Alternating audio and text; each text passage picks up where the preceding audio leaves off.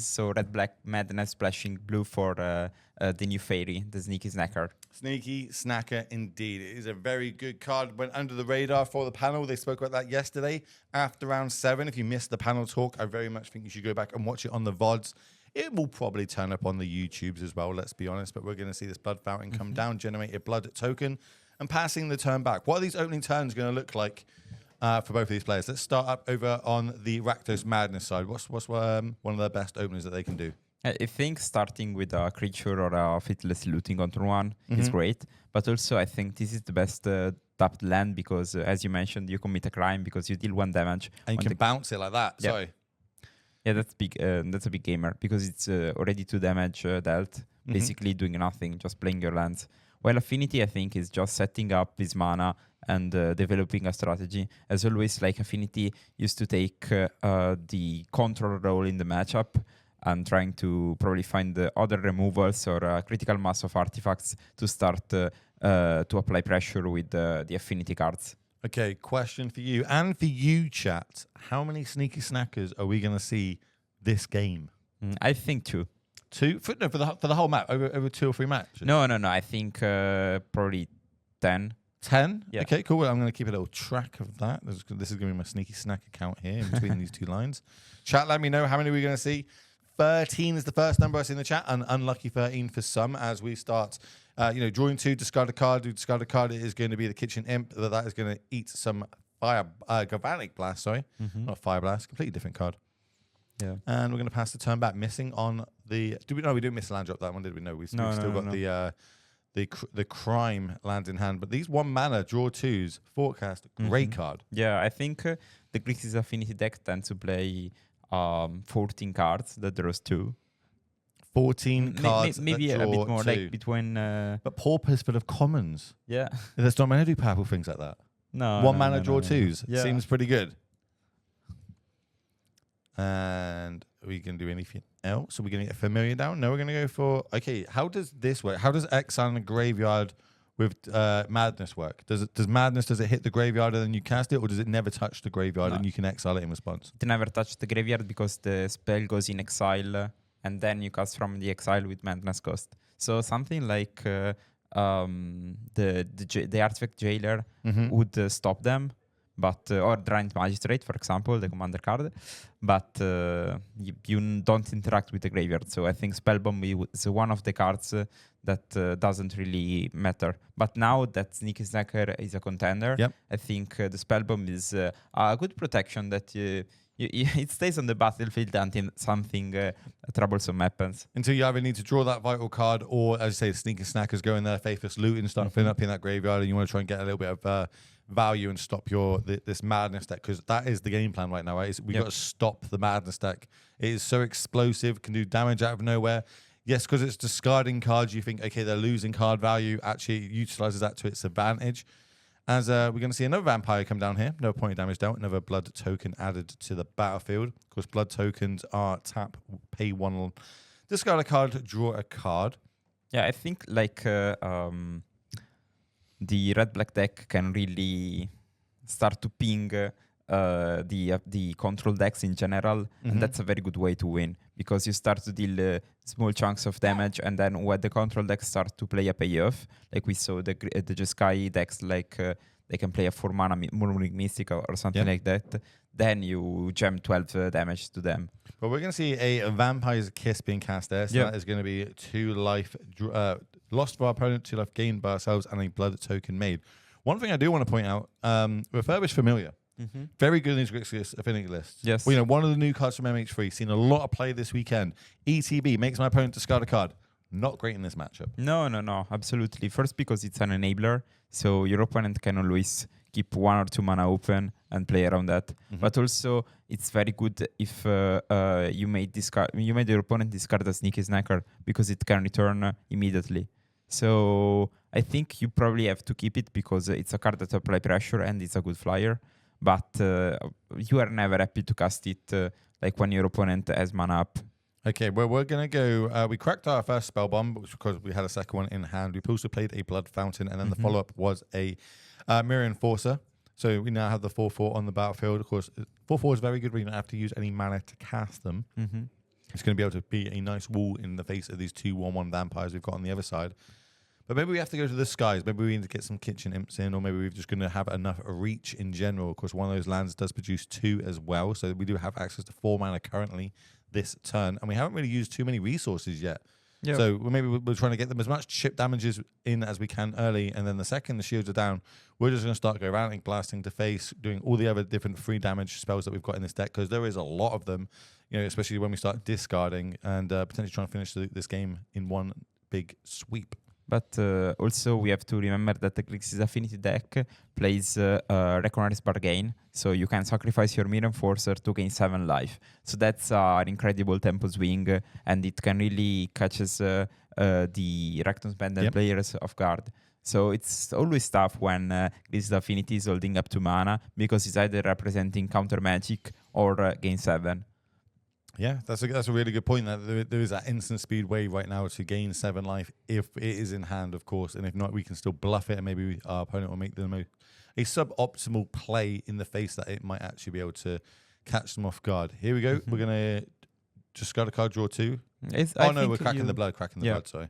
That's actually great, because you just drew 2. That's basically a 2 mana divination, because you created a lot of blood without cards that also that damage, so it was kind of free.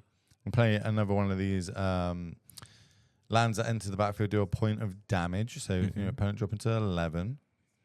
We're paying 2 mana here. I'm not telling you what for sure. Oh, okay, it's for another Vampire's Kiss. So that's going to be more blood tokens made, more life drained and gained. Yeah, like this deck, this Rakdos Madness deck is commonly known as an aggro deck. I like this attack. Sorry, I really like this attack. I like getting 8's an optimal life for me to be able to burn you out with 2 Galvanic Blasts. 9 isn't, so I'm happy to kind of sacrifice it here in the face of it. Yeah, also I think that the Affinity player is probably willing to develop his board even more. So attacking is probably right. Also because you're at 24, so the possibility of getting burned out is not really likely. And there we see... a sneaky snacker getting discarded to the familiar. Like, sure, you got me. Oh, no, this goes into my graveyard. We might be seeing that coming out momentarily when we get to untap with some of our mana. This is going to be one of the more reoccurring threats. You'll see that the sneaky snacker's mana is 1 black, 1 blue. And you'll notice a lot of our mana is just red and black. But it has that added text. If you have drawn 3 cards or more for the turn, it will return out of the graveyard. And when you're doing a lot of cycling, a lot of 2 mana, discard 1, draw 2s, as well as your draw step, that is going to be the 3 cards you need to get it back out of your graveyard. Works really well in multiples. Yeah. Also, like, you tend to play like Faithless Looting on turn 1 or 2. And when you flashback it, maybe later in the game, you have these recurring cards. And those are flyers, so the format is not really wide on flyers, so you usually tend to connect a couple of times. Well, we've just drawn 2 cards. That is going to be enough for our Sneaker Snacker. While it is on the stack, we're going to sacrifice this Spell Bomb. We're going to pay the black mana, but shields are down. No black mana currently. Oh no, is that one produces black mana? Does it? Or was that red? No, that's that's black. Okay. I was going to say, if the shields are down with black mana, that means that we haven't got a response to be able to gain life at instant speed. So potentially some Galvanic Blasts could do a lot of damage here. I can see a mountain in hand. We've probably got enough mana. Maybe we'll see that get cycled away with a blood token here. Faithless Looting. Okay. How many players are attending in total? So Friday we kicked off with 124 players on the top Pauper player, as well as 120 players in a backup event that we had, a side event that was going on, both Pauper. Yesterday we started with 656 players turned up in the room to battle it out. We've whittled them down to 143. There's a 200-person what we call now RCQ happening that's modern as well in the background. There's been so many different side events throughout the whole weekend. There have been multiple different Eternal formats. You can win cases of beer that has been brewed specifically for Paupergeddon, as well as all the other rebound events. And on top of all that, there's I think every second there seems to be an MH3 draft being fired, which is really cool to see, seeing all these cards getting opened and the cool stories that people are having with that. As the Vampire gets turned sideways, it's going to get blocked with the refurbished Familiar, of course, one of the MH3 All-Stars that we're seeing move into this Pauper format. Yeah, I think the fact that Familiar is in the graveyard is also fine for Cecchini because you can record it with Blood Fountain. So Blood Fountain really plays a huge, like it's really a huge gamer because it can record creatures and creatures. Yeah, the synergy of just cracking the Blood Fountain, as you say, bringing back 2 creatures. And if they're both familiars, when they enter the battlefield, you're generating more value, and then they die, and you bring them back again and value. And that's one of the big engines that we tend to see in these Grixis lists, and that's why we see one of them here now in the top 4. Yeah. Only one match away from getting into the finals, and potentially taking down Paupergeddon again. For everybody that's not informed, Paupergeddon, the last 2, has been won by Affinity decks. Yeah, different flavors of Affinity because the last one was... well, actually, the last one in Pisa, I mean, it was with glitter. Sorry, Rome. In Rome, it was glitter. In Pisa, it was the Grixis we see now, but with Frogmite. Now we have better Frogmite. So we've got end of turn right now. We're going to sacrifice, gain 7 life. Or is this main phase? Are we doing this? Oh, main phase, gaining 7 life. No Galvanic Blasts in response because we've only got 1 red mana, and then we're able to cast the Familiar as well as the Mirror Enforcer again after returning to our hand. But the ETB does make us discard a card, and we have 2 mana up, so there's a good chance we're going to discard something and gain some value from it. Well, or we just got them out and get no value. So seems like the bargain line we mentioned before was actually performed because, of course, being at 8 means you aren't dead by any combination of spell. Holded by black land and red land, so it just gained 7 back, go back to 15. 15 is an ulti-life total, especially if now you can develop your pressure, and then now it's time to Rectus Madness to see if you can do something or just stumble and maybe losing this game to this pressure. Because like Mirror Enforcer is a strange card because it blocks his attacks, it also gains life, it's cost 0, like... Yeah. Faithless Looting on the stack. So we're going to draw 2, discard 2. All-Star. Banned in Modern. Unintentionally. I think it died for Hodak's sins, but here we are. But we're going to be discarding 2 Madness spells. This is going to be 6 damage going to the Dome. 3 life gained for ourselves. That means that Grixis Affinity is going to be dropping to 9. Are we able to close it out this turn while the shields are down? It doesn't look likely on the 2 mana that we've got open. No, we just have to pass the turn back. So I was asking, you missed the top 8? Well, we're in the top 4 right now. So the top 4 decks currently at the minute is the 2 you see on the screen, Grixis Affinity and Rakdos Madness. Also Wolves, and then I'm still trying to find out what is going to be up against who won our other quarterfinals. That's being played out currently. Maybe you can find out from me, production, what's the other semi-finals going to be. I think it's versus Ponza again, because I saw the Ponza guy, Giorgio, winning.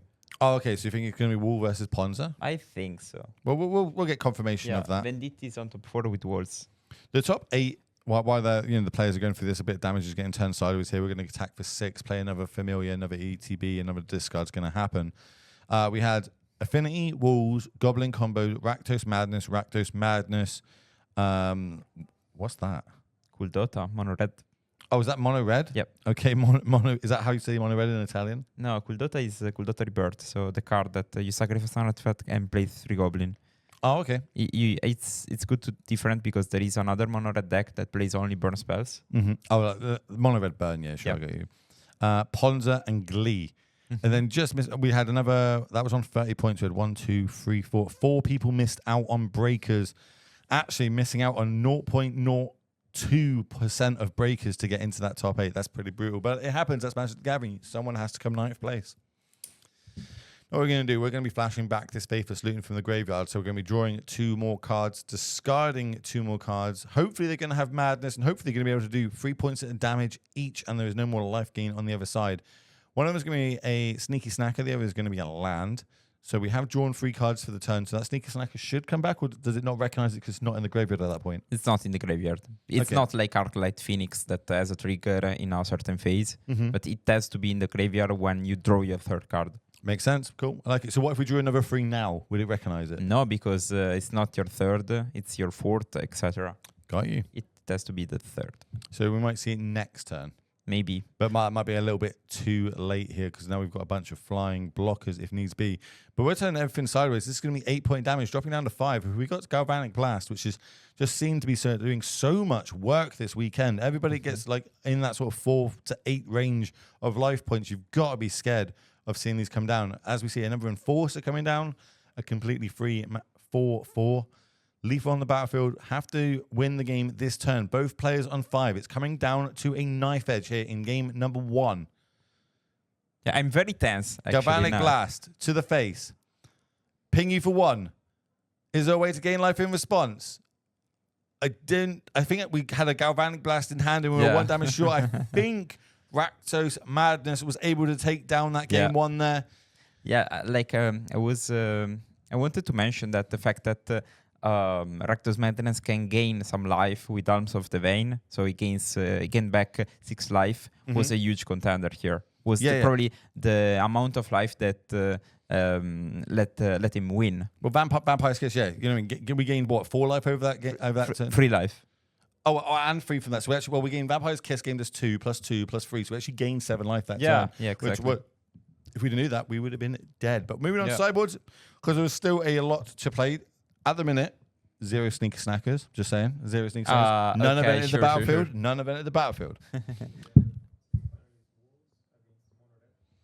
Oh, so it looks like it was Mono Red that got in, not Ponza. So we're going to see Wolves versus Mono Red in our other semi-finals. The winner of that, of course, will be battling out against the winner of this matchup in the finals. They'll be calling themselves Paupergeddon 2024 champion. Moving on to the sideboards here, we've got, I'm going to sing some cards off to you. Tell me if you think they will be good in this matchup or not. We've got some, and this is from the Madness side. We've got Nara Spell Bombs. Do you like them? I don't think so. Not even though we saw a bit of recursion there, plus the Sneaker Snackers? Maybe you want 1 or 2. It depends on how many cards you want to cut. Goblin Shaman. Goblin Shaman. What am I talking about? Gorilla Shaman. Yeah, that's great. Yep. We've got Contaminated Ground. 3 copies. For everybody that's not aware of what this is, it's 1 and 1 black. Enchant target land. Enchanted land is a swamp, and whenever it becomes tapped, its controller loses 2 life. Is this the matchup for it? I don't think so. No, or do I? What about Smash the Smithereens? Yeah, that's kind of obvious. 4 copies in the deck. And you can even target the indestructible ones. They still take damage, right?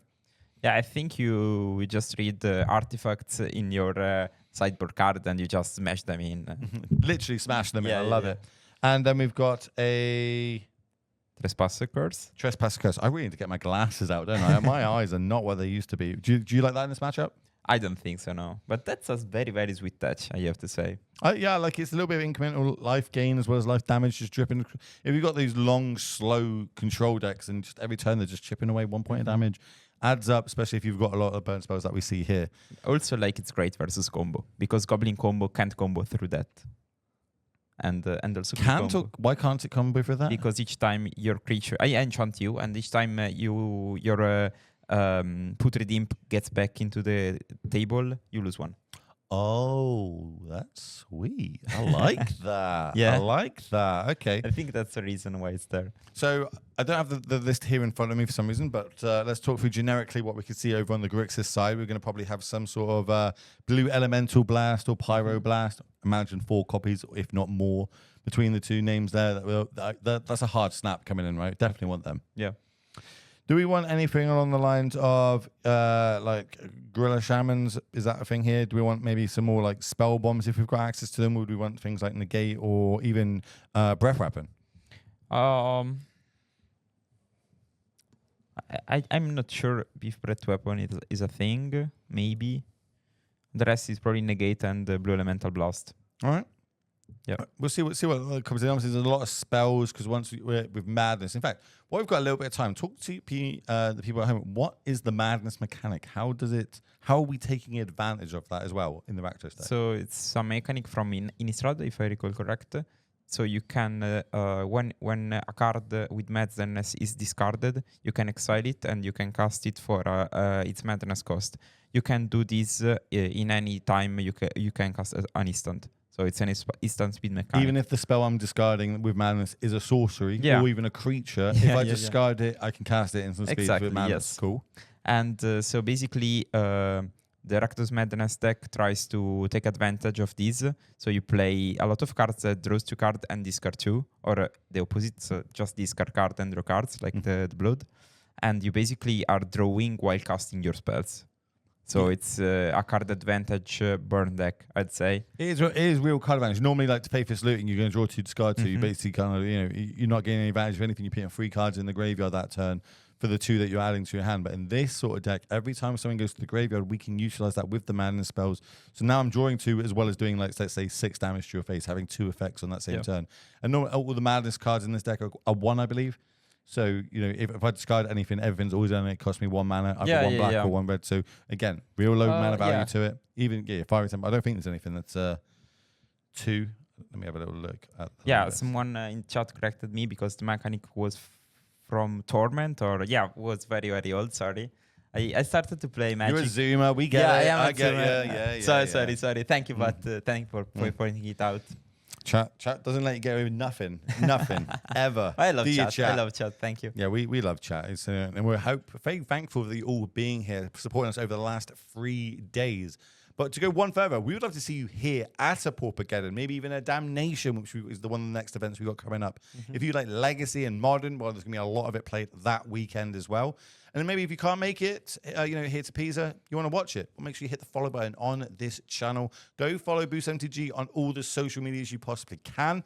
That's their logo there above us. If you want to know the spelling of it, go and follow them. And then you'll be up to date on every time we either go live or an event happens, what cool side events there are going to be. But this is an event by the players for the players. The entry in is cheap. The prizes are high. The food is great. The atmosphere is great. Everybody's here because they love the gathering part of Magic the Gathering. So I really do think that everyone should come out to this.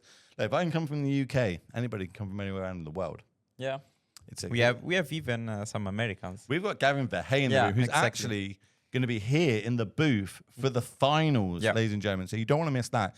Gavin Verhey, of course, loved personality in the MTG community. Works on the Wizards for Wizards of the Coast. Is not the leader, but let's say the Captain America of the Pauper panel. He assembled them all together. And, he'll be able to answer your questions in chat as well as giving you his expert opinion on the format as both players are off to the races. And we see a turn 2 refurbished Familiar. Yeah, there we go. And we're going to discard a Faithless Looting for that. Yeah, so I don't think refurbished Familiar is so good versus this matchup than in any other matchup. But of course, it's still a turn 2 very strong play. It's a flyer. You can still start to apply pressure. I think the Affinity deck, I can't, I'm very... Oh, no. Okay, we got this, the Gorilla Shaman coming down. Of course, this is XX1, destroy target artifact. So if you just pay the 1 mana, and as a land has no mana cost, that means 1 mana, destroy target land. Unless it's got indestructible, which there is a lot of them floating around in this format. But it must be nice to just, for 2 mana, we get a 1/1 on the battlefield as well as a way to destroy a land. And now any future land that come down that aren't indestructible, we aren't going to be able to, aren't going to be sat around for much longer. So that's going to really affect the Grixis affinity side here. Yeah, the Gorilla Shaman is a huge pain on turn 1, to be honest. Because later in the turns is not so great. But on turn 1, really denies your development. Ooh. It's getting worse and worse as we see a smash to smithereens on the stack. Point at that cauldron. How many times am I going to call it cauldron familiar? Refurbished Familiar. Yeah. Cauldron Familiar is legal in this format, not seen play in this deck. Just yet. You never know. And then the follow-up is going to be Vampire. Maybe they will print some other food and you can... Maybe that's just a deck that no one's tapped into yet. Gavin managed to do really well. I think he went 8-2 and 1, 8-3 and 1, something along those lines. With his take on Mardu, he just mashed 2 decks together. Maybe that's what we need to do to get this Cauldron Familiar seeing a little bit of play. I think there is a player in my league that plays that with Lambas and food enablers, Candy Trail. I was about to say, it was really weird, the interactions that was happening there, and I was like, okay, we actually we're going to sacrifice our land before it is being able to be targeted by the shaman on the other side.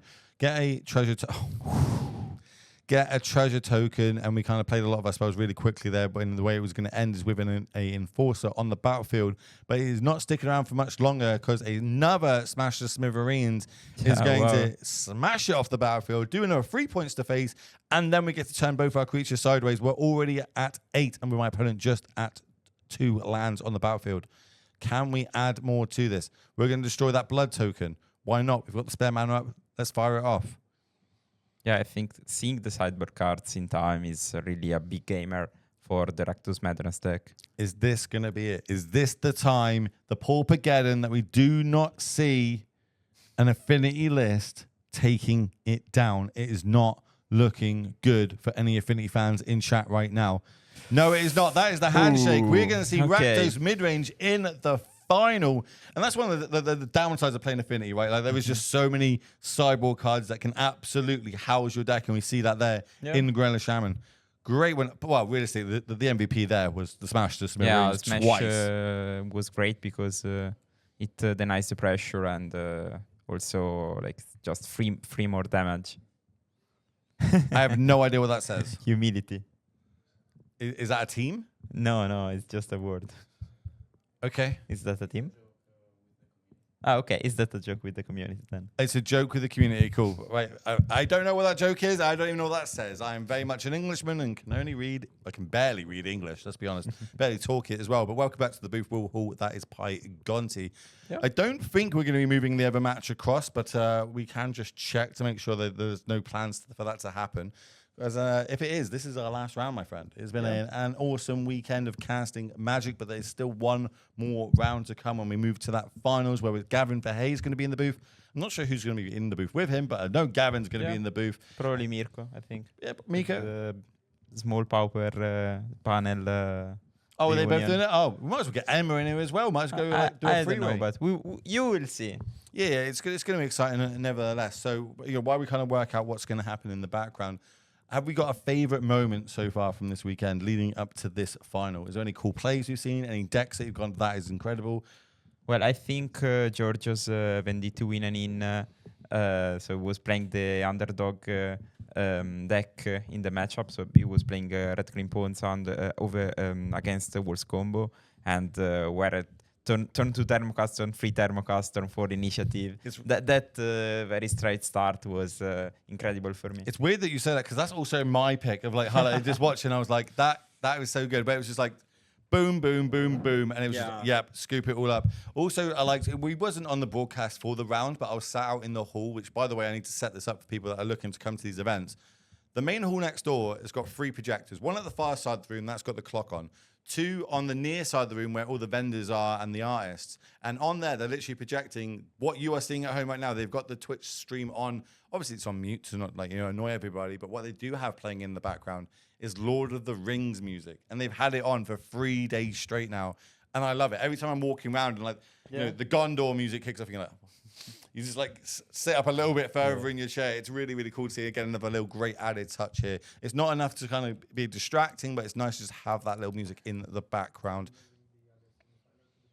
Oh, that's great. And I'm being told we are moving that other semi-final to the table. So we are going to have some more Magic this round. This isn't going to be the end of me and you just yet. Everyone gets a little bit more squeeze. They get a little bit more blood out of me and you, literally. But it's fine. I'm more than happy for that. Let me know how you're getting on, chat. Let's where we are. And in fact, chat, let me know where you're watching from right now. You know what I mean? If you're close enough, potentially you could come to it. But Twitch, great thing about it is everybody from around the world is coming across. Who do you want to win as well in the semis that we're about to see, where we've got Wolves versus Mono Red? Who are you going to pick? Let's see.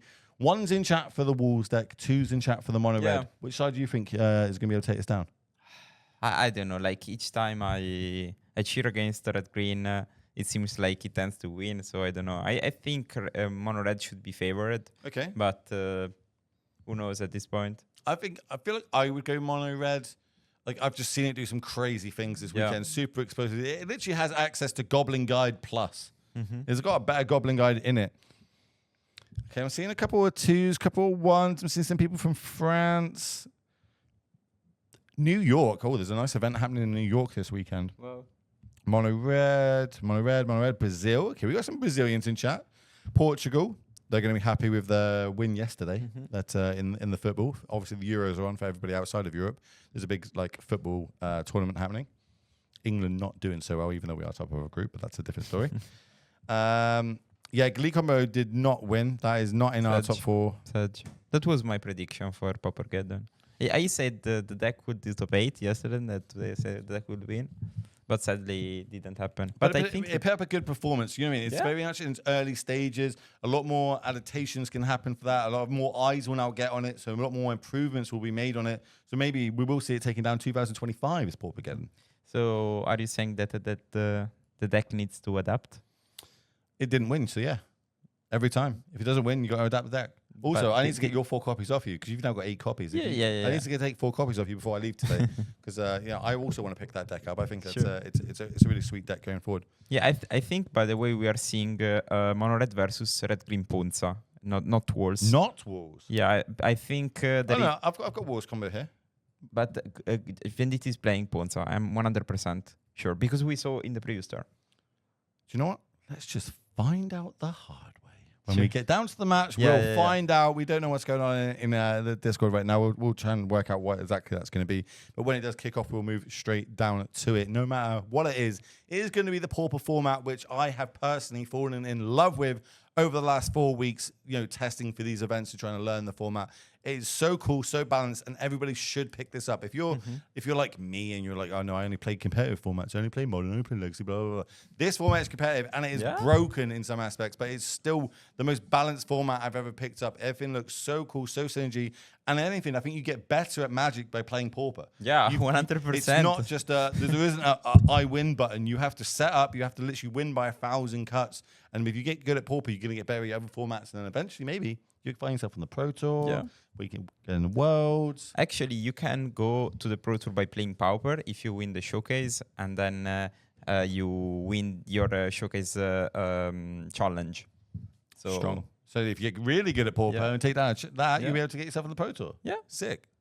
Chances of Pro Tour being Pauper, not so high. But yeah, maybe if we do, if a lot more people pick up Pauper and it takes off around the world even more, if we double what we've got now, maybe Wizards will see that and maybe they will pit like an RC season on of it being Pauper. But looks like we're moving down to our match. So Goblins combo versus Ponza. So don't listen to any words that we said before this, but here we go. Ponza on the draw. Is this 0-0 currently, or is one of them a game up? They are 0-0. Ooh.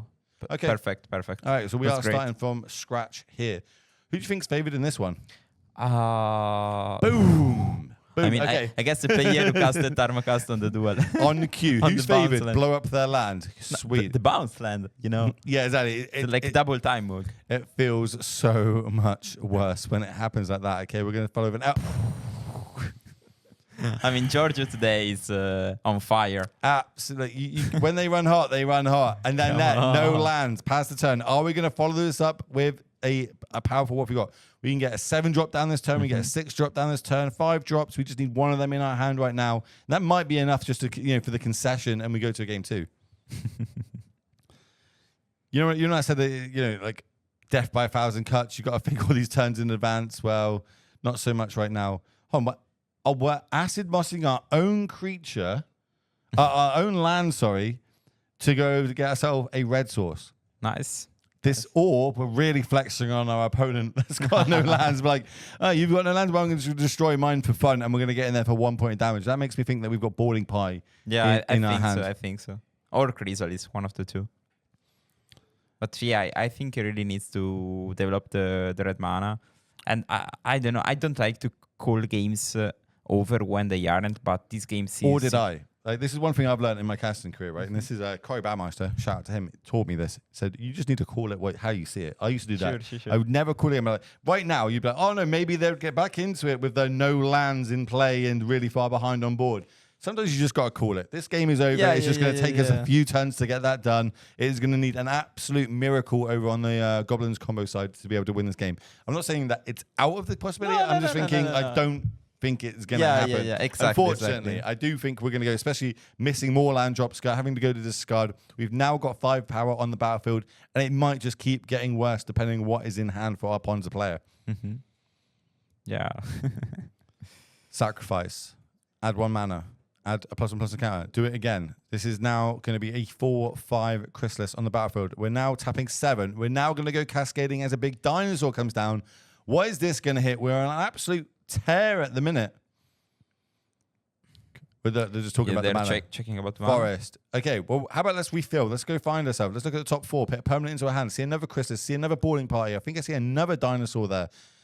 I would take the boarding party here, purely because it's got haste here, right? I think it's lethal next turn, right? Because it's 5. 5, it's going to drop it down to 13, and then we've got 11 on the battlefield, plus the 6 is going to be haste. Yeah, we're going to game 2. Like, I'm calling it. That's it. Cast a call. If somehow you can win from here with no permanents, I'll be impressed. Like, Paul, like, I was going to say something ridiculous there, but I'm not going to say it on the internet because they'll make sure it happens. But yes, I'm pretty sure we're going to... I think there are some decks in Pauper that can win from this spot. Like cycling combo, you know? Yeah, I suppose if land beta ritual, yeah. Cycle Storm, if their graveyard's big enough at this spot that they would be able to cycle off, generate a lot of mana. Okay, I'll give you that one. I think that it would need some perfects to happen to go off, but that is also one of my favorite decks in Pauper. I'm not very good at it, but I do enjoy picking it up and trying to play. And I think again, the more time I spend on playing that deck, the better I will become with it.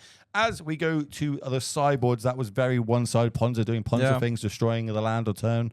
Destroying the bounce land, then destroying the follow-up land, and then adding threats. Yeah, exactly how Pauper wrote it up. So, I don't have the access to their deck list here, so talk to me about the generic cards that we could see in the Goblin combo list. What could they be bringing in here that's good against the Ponza decks? I'm not 100% sure. I think they are just trying to bring in some creatures, like Crackle Shaman is very good. Because it can... Why is that good? Because you play a lot of artifact, then that when they sacrifice, they draws you a card or just lands. And Crackle and Shaman is good at solving the board before you go off sometimes, or even just removing pressure from the board. And I think maybe play some ways to deal with small creatures. Yeah, I suppose you can deal with the Sirens, I guess, but you could also shoot a turn 1 elf because we are going to be on the play now on the Goblin combo side. What is the earliest Goblin combos can combo off on? Turn 2, turn 3, turn 4? I think the earliest is on turn 3. Is that the best way for them to win this game? Are they gonna? They're not going to win a mid to late game. They need to win through combo. Is that right? I think so. Yeah. Also because I would try to set up my combo, and when my opponent taps out, I win. Because we saw that this particular list of Ponza by Giorgio Venditti is playing Lightning Bolts in the sideboard. We saw Lightning Bolt being a very strong card in the previous matches versus Walls. It was versus Walls twice, and Walls is a bad matchup for Ponza usually. So Lightning Bolts in the sideboard was like the full playset of Lightning Bolt was great because usually Ponza doesn't play interactions. Yeah, well, so going over the sideboard here, we've got 2 Gorilla Shamans, 4 Lightning Bolts, 4 to Glamour, 2 Breath Weapons, and 3 Nylea's Disciples. And so you think just the bolts coming in here? I think, I'm not sure. I think the Glamour might be fine because your opponent plays indestructible lands. They play a playset of those. Okay. And also they play other artifact lands. So I think you can cut the 4 mana Novel Acid Moss to play the Glamours. I think they are better. And also Breath Weapon is very, very strong because it's an instant speed wrath the board and then you can pass. Because I think the Goblin combo can play really a lot of annoying 1/1s that can block easily the Ponza creatures, except Tramplers, of course. But like Chrysalis, Boarding Party, Generous Ant, they can also always be blocked by 1/1s. Yeah, it makes sense. You know, I've said this before. So the spells in Pauper seem to be extremely powerful. The creatures, not so much. So when you have some sort of extra text attached to your creature, like Trample, like Flying, these are really key abilities in Pauper, being able to go over the top of the creatures on the other side or go literally trample over the top of them. That's an extra bit, a key bit of text on there. And then if you've got Trample and Reach, well, then you just double hat and you can block those flying creatures with evasion, or you can turn the tide on them and start turning your creatures sideways and trampling over. So we've only got 2 of those in the deck, though, 2 creatures with Trample. At least let me I'm pretty sure it's just 2 unless this one's got anything. Okay, we got a third actually. We got the Colossal Dread Mask, which, by the way, can we talk about how good that is in this? So we can ramp into it. It's a 6-mana spell. Yes. You know, it generates a germ token that gives anything that we equip +6/+6 in trample. Great. I think the strength of the card is it's an inevitability at some point, because other decks like Affinity, maybe they can remove your tramplers and try to block the others while they set up a way to kill you. But Colossal Dread Mask is basically indestructible, and in mid game you always have 5 mana or 6 mana to re-equip. So it turns your elves into 7/7 tramplers. Also scions, because you really play a lot of small useless creatures. But that card is just absurd, I think. It's a good 1 or 2 off. I wouldn't play the full playset, of course, because it's not as powerful as the other cards. But it's the card that seals the game, usually. All right. We're drawing our opening hands here, 7 for both players currently, but doesn't look like we've got any mulligans going on. So we are going to be off to the races, starting with a mountain into a star. On the other side, we're going to go land into elf and go. And then we can find the top 8 deck lists. Yeah, they're going to be posted on the socials, I believe, after the top 8 finishes. So, you know, everybody at home can have a little look at what they need to be picking up, or what MH3 has done to the format, and if you need to adapt your deck in any way. By the way, I saw a message that we have 1K spectators, 1,000 spectators. So thank you. Thank you a lot. I'm glad everybody's going to be, is loving the Pauper format as much as we are here in the room. As we see, Acid Moss is going to be cast. Of course, we do Utopia Sprawl onto our forest. We can then tap it for 2, untap it with the elf, generate another 2 mana. That's the 4 mana we need. Acid Moss, take out one of those mountains, go ramp ourselves. So next turn, we're going to have access to at least 6 mana. And that's where the sparks really start happening, right? Yeah. Fingers crossed after this round, ladies and gentlemen, we're going to be having Gavin for Hay in the booth as well. So he'll be doing the finals. Make sure you've got any questions for him to make, feel free to fire it to him. He's very open and honest when it comes to Pauper and what it takes and what cards they're looking at banning, or what cards they're not going to ban, or why they banned something, or why they didn't ban something, or how the panel works, etc. Also, extremely knowledgeable at the game that we're seeing right now. As we start seeing dinosaurs coming down, we finally whiffed. We finally whiffed with our 6/5 trampling reach, cascading creatures. Also, the start from Goblin combo doesn't seem particularly explosive. Just 2 lands, start to... Or 3 lands. They lost one of them. Yeah, but 3 mountains, so some mana rocks. I don't know. We will see. I think it depends on how many... unbeatable monsters Ponza has in hand. Yeah, like now we've got to the later game. We've got the mana we need. That's great. But do we have a way to start casting multiple spells in one turn? So this is going to be 4 mana now. 5, 6, 7. No haste is coming down just yet. Also makes me think there's no cascaders, because if there was, potentially we could be going into a boarding pie. Sure. It makes me think that we've got a Chrysalis as we see that coming down. New MH3 card. 2 Eldrazi spawn tokens generated. This is one of the standout cards from the weekend for anybody joining in. Chrysalis has been absolutely amazing, not only in an MH3 draft, but it turns out also in the Pauper format, just being able to generate a board on turn number 4, and then the turn after, your turn number 5, you can use the spawns for even more ramp to get down some of your big threats in the deck. Yeah, now if Alderigi has the combo, it can kill. Oh, so even though it's looking this good from the Ponza side, we think that Goblins can start winning as early as next turn. Yeah, he can play Prospector, sacrifice the Oracle, play the Black Goblin, put Redeem, sacrifice the Goblin with the trigger on the stack, pay the red, play First Day of Class, combo off, add infinite mana, and then, of course, he needs a payoff, but... How about a D-Glamour? Sure. Get that shuffled back in. It doesn't destroy... You have to shuffle it back into your deck.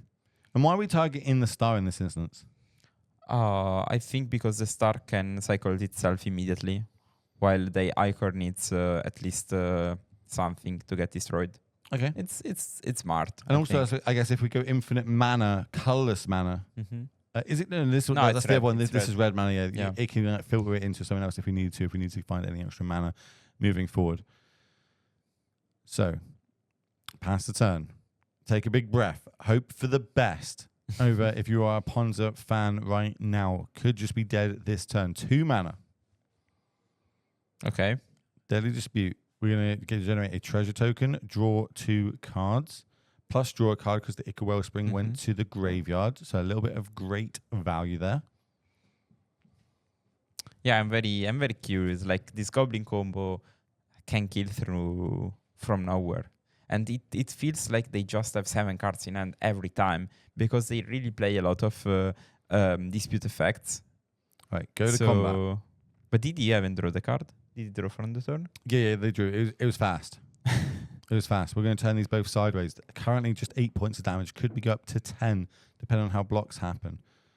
We're thinking, what are we thinking about here? We're thinking maybe there could be a block into like a Galvanic Blast or something like that to deal with creatures. Oh, we're getting in there with the elf. I love it.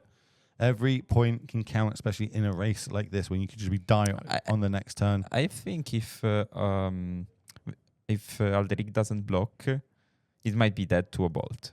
Well, so I decided to block the big one. Block the one without trample, right? We're block the Chrysalis. So 7 damage is going to come across. We're going to go 2 cards deeper, generate another treasure token, but now access to 6, potentially 7 mana next turn. As you mentioned, could be dead out of nowhere. Would lightning bolts break up the combo if we have them in hand? Yes. Okay, that's good. Yeah, they play bolt in Ponza. Someone asked in the chat. They play bolt in the sideboard. 4 copies of lightning bolt in the sideboard, and we imagine that they have come in. We haven't seen any yet. Of course, game 1 was, let's say, very one-sided. A lot of land destruction on the key turns. It seems like he's holding up a card. Yeah, so looks like if they're not playing their big threats or ramping out, what else would they be sat on in hand? It might be either a land or maybe a bolt. Can be a bluff or can be. I'm thinking it's got to be a lightning bolt or deglamour, or as you say, it could be a land, but making our opponent think that it's lightning bolt. That it could be sitting in our hand right now, so they can't let our life total drop too low. Couldn't take that extra point, 4 points of damage there, etc. Very smart, because if we did take that, as you mentioned, down forward, we got onto 3 life and would be within lightning bolt range. All right, we're going to start off. It looks like combo time.